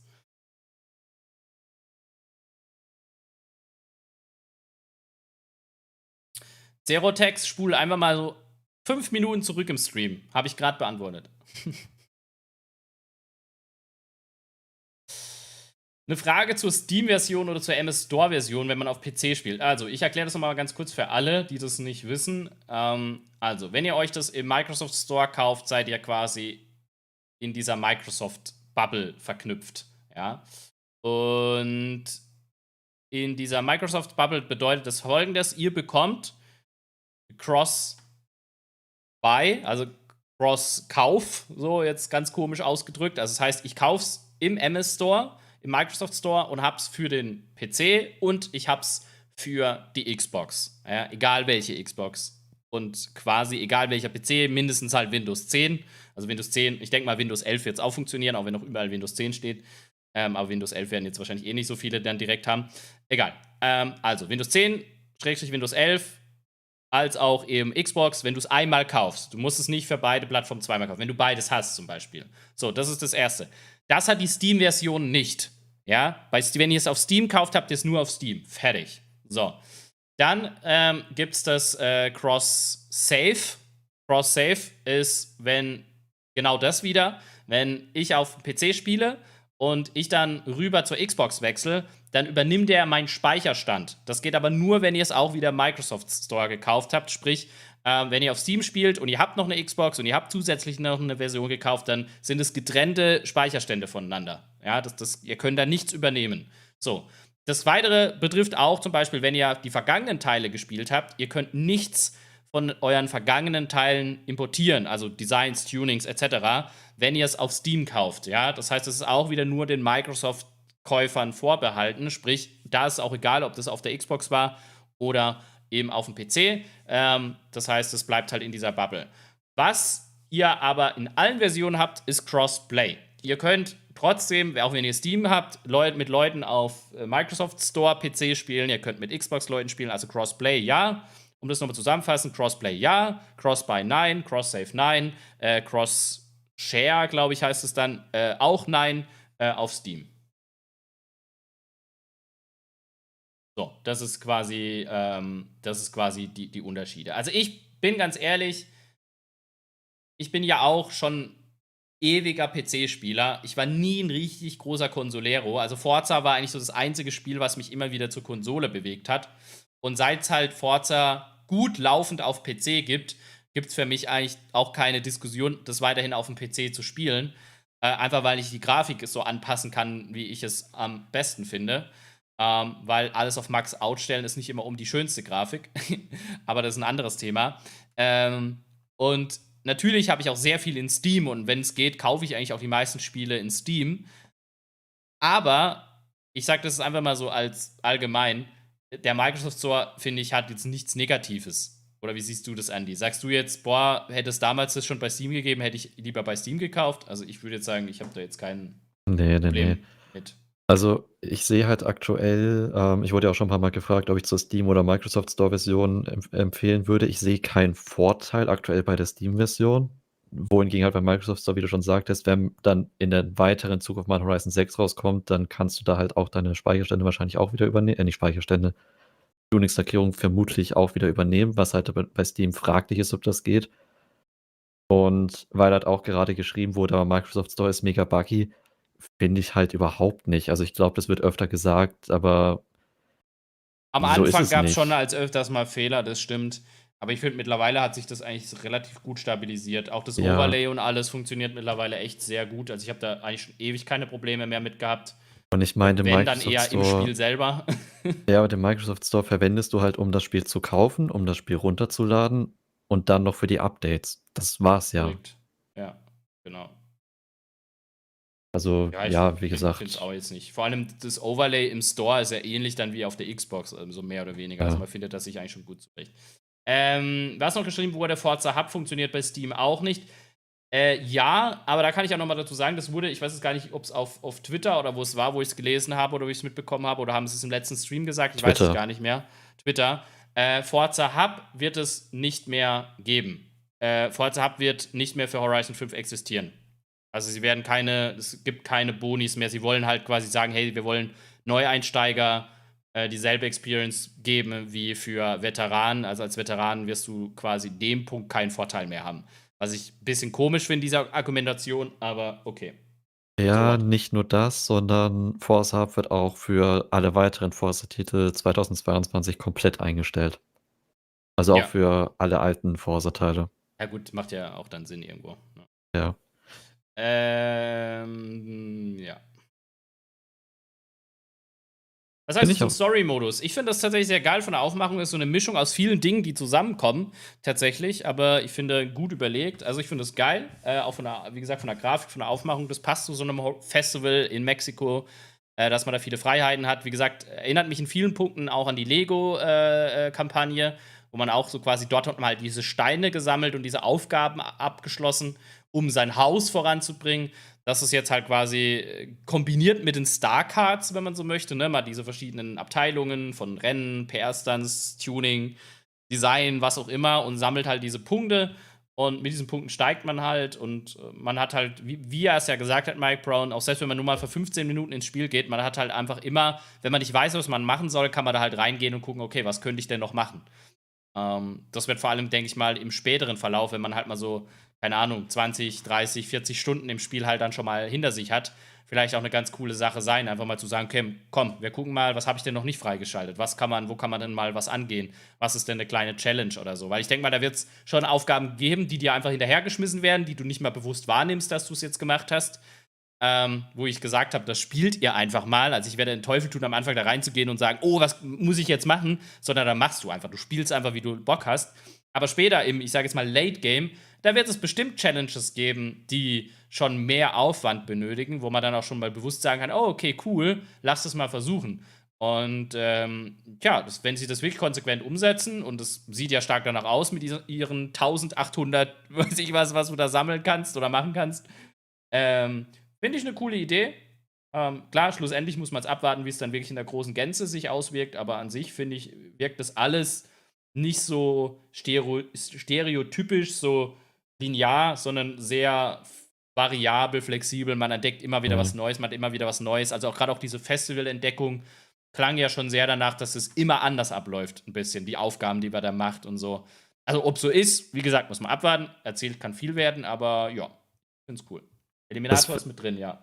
Da finde ich aber auch, das erste, woran ich da gedacht hatte, ist, dass Horizon 4 damals groß angekündigt wurde mit, egal wie du das Spiel spielst, du schreitest immer voran, und jetzt ist es halt wirklich so, finde ich.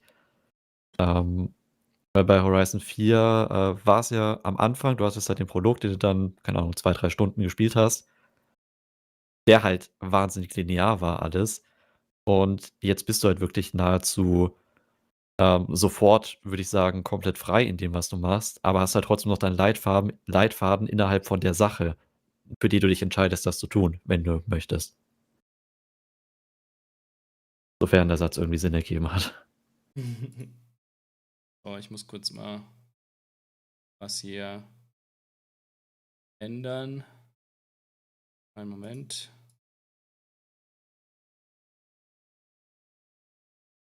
Sonst werde ich noch 10 Millionen Mal gefragt, wann der Stream losgeht. Der Stream Starting Soon ist ein Stream, den wir nicht gucken und nicht reacted haben.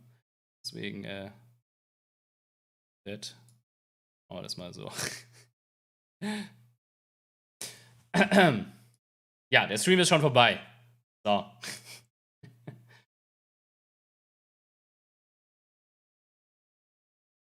Ja, zur Auflösung FPS. Also, zu solchen Fragen schaut einfach die alten Infovideos. Solche Sachen wurden alle schon beantwortet. Einfach die Infovideos auschecken. Playlist in der Livestream-Beschreibung. Wenn ihr die Videos mal durchguckt, nehmt euch mal die Zeit, dann seid ihr eigentlich top informiert. Neue Infovideos werden natürlich kommen, wie auch eine Zusammenfassung vom heutigen Stream. Ich denke, da gibt es einiges, was man sagen kann, wobei wir das eigentlich jetzt schon sehr gut hier nach dem Stream zusammengefasst haben.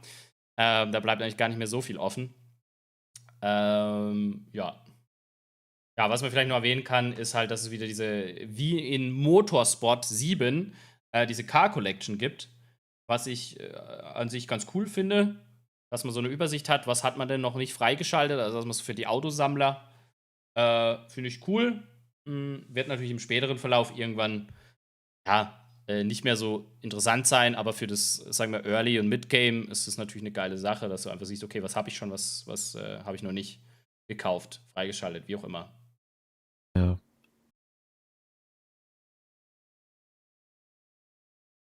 Rebel, ja, das geht natürlich.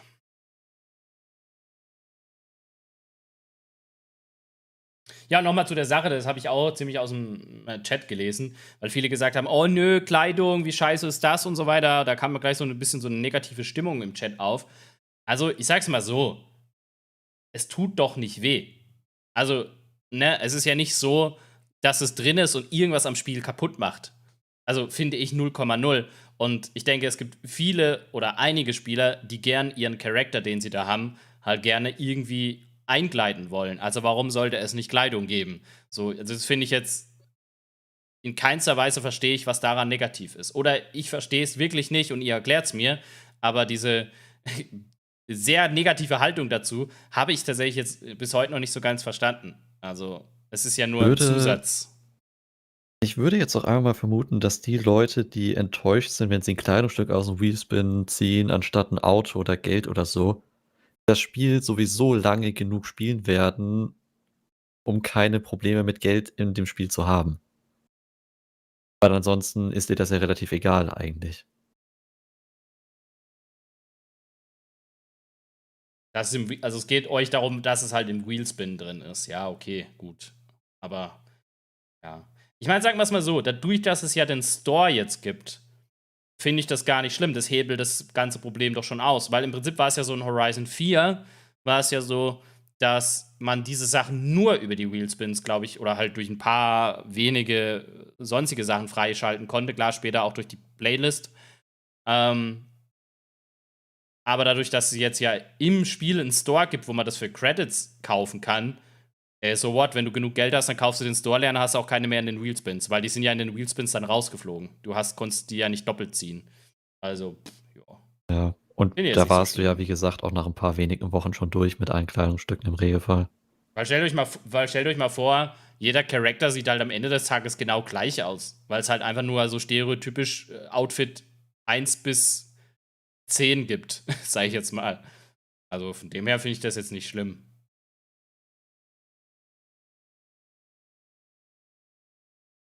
Error, da würde ich dir widersprechen. Das Spiel hat, also Forza Horizon gerade hat die Zielgruppe Automobilenthusiasten. Egal welches Alter. Also ich glaube, ich würde das die Zielgruppenalter auch deutlich höher auslegen, Arrow. Wahrscheinlich. Da ist natürlich auch 10- bis 15-Jährige das Spielen, das ist klar. Aber ich würde schon behaupten, dass das eher so bei 13, 14 eher beginnt und dann bis 18, so das Hauptzielgruppenalter. Aber wie Andi schon sagt, Zielgruppe ist, glaube ich, von, wenn man es genau nimmt, von 1 bis 99. So. Also, ja. Gibt es mal eine Zusammenfassung dazu? Zu was? Gibt es eine Zusammenfassung dazu? Zu dem Stream gerade? Machen wir gerade. Musst nur zuhören. Ich weiß, es ist schwierig, aber kriegst du hin. Bekomme ich meine Controller-Goodies auch auf Steam? Du meinst, wenn du diesen Limited Controller hast? Ja, ich denke mal schon, ja. Das ist aber eine interessante Frage, finde ich, weil dann müsste ja in dem Controller für den Wagen den Code für Steam und im Microsoft Store drin sein. Ja, ist auf jeden Fall eine gute Frage. Also, wäre halt enttäuschend, wenn nicht, ne? Ja.